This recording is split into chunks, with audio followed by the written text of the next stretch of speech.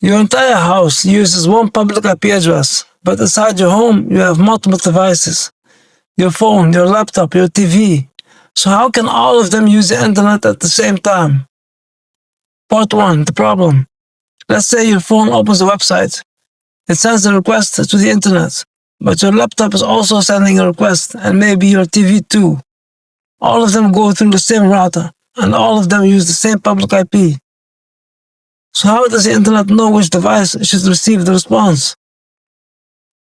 What NAT does, Network Address Translation. This is where NAT comes in. NAT stands for Network Address Translation.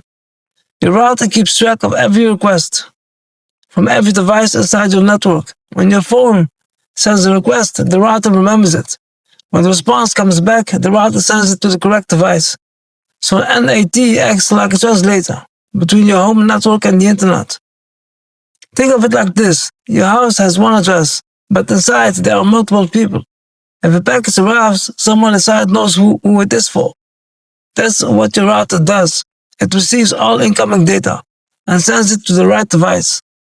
So now you understand private IP inside your network and public IP, your identity on the internet. NAT connects the two.